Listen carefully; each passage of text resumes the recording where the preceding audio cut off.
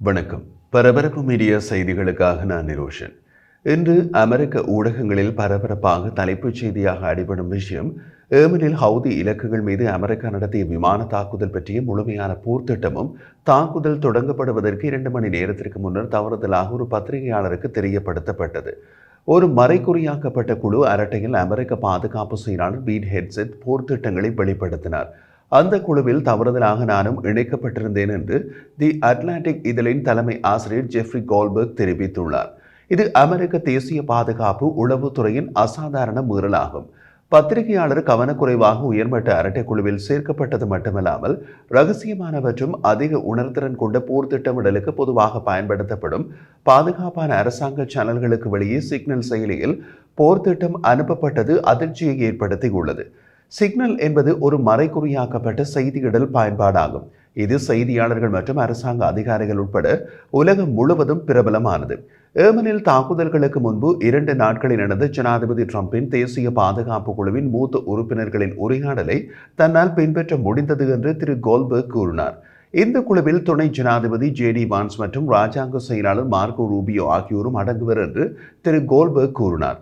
March 15ஆம் தேதி காலை 11:44 மணிக்கு ஏமன் மீது நடக்கவிருக்கும் தாக்குதல்களின் செயல்பாட்டு விவரங்களை திரு ஹெட்செட் சிக்னல் செயலி மூலம் குழுவுடன் பகிர்ந்து கொண்டார். இதில் ஏமனில் உள்ள தாக்குதல் இலக்குகள், அமெரிக்கா பயன்படுத்தவிருக்கும் ஆயுதங்கள் மற்றும் தாக்குதல் வரிசை முறை பற்றிய தகவல்கள் உட்பட பல ரகசிய விவரங்கள் இருந்தன என்று கோல்பர்க் குறிப்பிட்டார். அவற்றில் உள்ள தகவல்கள் அமெரிக்காவின் எதிரியால் வாசிக்கப்பட்டிருந்தால் அமெரிக்க இராணுவம் மற்றும் உளவுத்துறை அதிகாரிகளுக்கு பெரிய அளவில் மத்திய கிழக்கில் தீங்கு விளைவிக்க பயன்படுத்தப்பட்டிருக்கலாம்.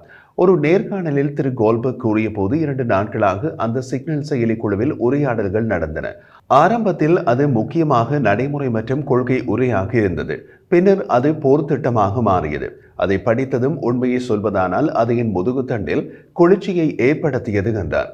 திரு கோல்பர்க் தாம் பார்த்த போர் திட்டங்கள் பற்றிய விவரங்களை வெளியிடவில்லை. அவர் மேலும் கூறிய போது, ஏமனில் முதல் வெடிப்புகள் இன்னமும் 2 மணி நேரத்தில் வெடிக்க தொடங்க வேண்டும் என்பதை புரிந்து கொண்டேன். மதியம் 1:45 மணிக்கு EST நேரத்தில் நான் என் காரில் ஒரு சூப்பர் மார்க்கெட் பார்க்கிங்கில் காத்திருந்தேன். இந்த சிக்னல் செயலி அரட்டை தாக்குதல் உண்மையானதாக இருந்தால் ஹவுதி இலக்குகள் அடுத்த சில நிமிடங்களில் குண்டு வீசி தாக்கப்படும் என்று நான் பரபரப்புடன் காத்திருந்தேன். பென்டகோன் அதிகாரிகள் மற்றும் ஏமன் குடியிருப்பாளர்களின் கூற்றுப்படி 1:55 மணிக்கு ஆரம்ப விமான தாக்குதல்கள் ஏமனின் தலைநகரான சானா மற்றும் அதை சுற்றியுள்ள பகுதிகளில் உள்ள கட்டடங்களை தாக்கின. அப்போது சிக்னல் செயலி அரட்டையில் நான் பார்த்த போர்த்திட்டம் நிஜமான போர்த்திட்டம் என்பதை புரிந்து கொண்டேன் என்றார். தாக்குதல்கள் அந்த சனிக்கிழமை முழுவதும் மற்றும் அடுத்த சில நாட்களிலும் தொடர்ந்தன. பல பாதுகாப்புத்துறை அதிகாரிகள் திரு ஹெக்செட் அமெரிக்க போர் திட்டங்களை வர்த்தக சிக்னல் செயலியின் அரட்டை குழுவில் வெளியிட்டது தொடர்பாக தமது அதிர்ச்சியை தெரிவித்துள்ளனர். சிக்னல் அரட்டை குழுவில் இதுபோன்ற உரையாடல்களை நடத்துவது உளவு சட்டத்தை மீறுவதாக இருக்கலாம் என்றார்கள் அவர்கள். இது முக்கியமான தகவல்களை கையாள்வதை உள்ளடக்கும் அமெரிக்க பாதுகாப்பு சட்டம். திட்டமிட்ட தாக்குதல்களுக்கு முன்னர் செயல்பாட்டு போர் திட்டங்களை வெளிப்படுத்துவது அமெரிக்க துருப்புக்களை நேரடியாக தீங்கு விளைவிக்கும் என்று அதிகாரிகள் தெரிவித்தனர். FBI-யின் முன்னாள் தகவல் கசிவு வழக்குகளில் பணியாற்றிய அதிகாரிகள் இது தேசிய பாதுகாப்பின் பேரழிவுகரமான மீறல் என்று விவரித்துள்ளனர். ஒரு முக்கியமான தேசிய பாதுகாப்பு விஷயம் என்பதால் அவர்கள் பெயர் வெளியிடாத நிலையில் பேசினார்கள் என்று நியூயார்க் டைம்ஸ் தெரிவித்துள்ளது. குழு அரட்டையில் தனிப்பட்ட செல்போன்கள் பயன்படுத்தப்பட்டால் சீன ஹேக்கிங் முயற்சிகள் நடந்து கொண்டிருப்பதால் விவகாரம் இன்னமும் மோசமாக இருக்கும் என்று முன்னாள் தேசிய பாதுகாப்பு அதிகாரிகள் தெரிவித்தனர். தி அட்லாண்டிக் இதழின் தலைமை ஆசிரியர் ஜெஃப்ரி கோல்பர்க் தெரிவித்து 2.5 மணி நேரத்திற்கு பின்னர் அமெரிக்க ஜனாதிபதி டொனால்ட் ட்ரம்பிடம் இந்த விவகாரம் பற்றி செய்தியாளர்கள் கேட்டனர். ட்ரம்ப் செய்தியாளர்களிடம் இது பற்றி எனக்கு எதுவும் தெரியாது, அதை பற்றி முதன்முறையாக என்னிடம் சொல்கிறீர்கள். தி அட்லாண்டிக் நான் அதிகம் படிக்கும் பத்திரிகை இல்லை என்று அவர் கூறினார். மாலையில் ஜனாதிபதி நகைச்சுவையாக அதை ஒதுக்கி தள்ளினார். நான் அட்லாண்டிக்கின் பெரிய ரசிகன் அல்ல.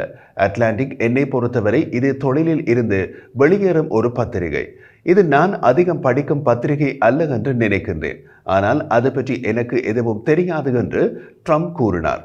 இது மிகவும் பயனுள்ளதாக இருந்திருக்க முடியாது, ஏனெனில் தாக்குதல் மிகவும் பயனுள்ளதாக இருந்தது. அதைத்தான் நான் உங்களுக்கு சொல்ல முடியும். அதை பற்றி எனக்கு எதுவும் தெரியாது. இதை பற்றி நீங்கள் முதன்முறையாக என்னிடம் கூறுகிறீர்கள் என்றார். இந்த தகவல்கள் வெளியான போது அமெரிக்க பாதுகாப்பு செயலாளர் பீட் ஹெக்செட் விமானத்தில் பறந்து கொண்டிருந்தார். அவர் பாதுகாப்பு செயலாளராக தனது முதல் வெளிநாட்டு பயணத்தில் இந்தோ பசிபிக் பயணத்தை மேற்கொண்டார். திங்கட்கிழமை ஹவாயில் தரையிறங்கிய பின்னர் செய்தியாளர்கள் அவரிடம் இந்த விஷயத்தை கூறி அவரது கருத்தை கேட்டனர். அதற்கு பாதுகாப்பு செயலாளர் பீட் ஹெக்ஸெட் யாரும் போர்த்திட்டங்களை குறுஞ்செய்தியில் அனுப்பவில்லை, அதை பற்றி நான் சொல்ல வேண்டியது அவ்வளவுதான் என்று கூறினார். ஹெக்ஸெட் தனது முதல் கருத்துக்களில் கோல்பர்க்கை ஏமாற்றுக்காரர் என்றும் மதிப்பிழந்த செய்தியாளர் என்றும் அழைக்கப்படுபவர் என்றும் தாக்கினார். முக்கியமான செயல்பாட்டை பற்றி விவாதிக்க சிக்னல் ஏன் பயன்படுத்தப்பட்டது என்பதை அவர் வெளிச்சம் போட்டு காட்டவில்லை. ஹெக்ஸேத்தின் செய்தி தொடர்பாளர் சீன் பார்னெல் பாதுகாப்பு செயலாளர் ஏன் போர் செயல்பாட்டு திட்டங்களை வகைப்படுத்தாத சிக்னல் செயலில் வெளியிட்டார் என்பது குறித்து கருத்துக்கான கோரிக்கைகளுக்கு உடனடியாக பதில் கொடுக்கவில்லை. குழு அரட்டையில் இருந்து ட்ரம்பின் தேசிய பாதுகாப்பு ஆலோசகர் மைக் வால்ஸிடமிருந்துதான் சிக்னல் அழைப்பை பெற்றதாக கோல்பர்க் கூறினார் என்கின்றது CNN. திங்கட்கிழமை பிற்பகுதியில் ஒரு அறிக்கையில் வெள்ளை மாளிகையின் செய்தி தொடர்பாளர் கேரோன் லீவிட் வால்ஸ் மற்றும் தேசிய பாதுகாப்பு குழுவின் மீது ஜனாதிபதி இன்னமும் மிகுந்த நம்பிக்கை வைத்திருப்பதாக கூறினார். முன்னாள் பாதுகாப்பு செயலாளரும் CIA இயக்குநருமான லியோன் பானட்டா யாரையாவது பதவி நீக்கம் செய்ய வேண்டும் CNN-இடம் கூறினார். அந்த பட்டியலில் ஒரு பத்திரிகையாளரின் பெயர் எவ்வாறு சேர்க்கப்பட்டது? இது ஒரு பெரிய தவறு. வேறு யாரேனும் கோல்பர்க்கின் நிலையில் இருந்திருந்தால் அவர்கள் உடனடியாக ஏமனில் உள்ள ஹவுதிகளுக்கு இந்த தகவலை தெரிவிக்கலாம் என்று குறிப்பிட்டார். ஒரு மேற்கத்திய உளவுத்துறை அதிகாரி சிக்னலை அதன் குறியாக்கத்திற்கு சிறந்ததாக பாராட்டினார்.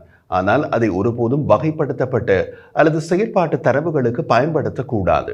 உயர் அரசாங்க மட்டத்தில் கொள்கை விவாதங்கள் ஒருபுறம் இருக்க வேண்டும் என்றார்.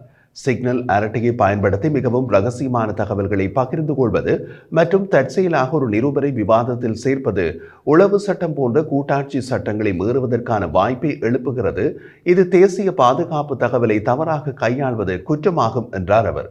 முன்னாள் நீதித்துறை அதிகாரிகளின் கூற்றுப்படி சாதாரண சூழ்நிலையில் இது போன்ற ஒரு தவறு FBI மற்றும் நீதித்துறையின் தேசிய பாதுகாப்பு பிரிவின் விசாரணையை தூண்டும். அது இங்கே சாத்தியமில்லை. ஏனென்றால் சிக்னல் அரட்டையில் உள்ள சில ட்ரம்ப் நிர்வாகத்தின் உயர் அதிகாரிகள் அத்தகைய விசாரணையை கேட்பார்கள். நீதித்துறை பொதுவாக தேசிய பாதுகாப்பு தகவலின் தோற்றுவாய் நிறுவனத்திடமிருந்து குற்ற அறிக்கையை பெறுவதை நம்பியுள்ளது.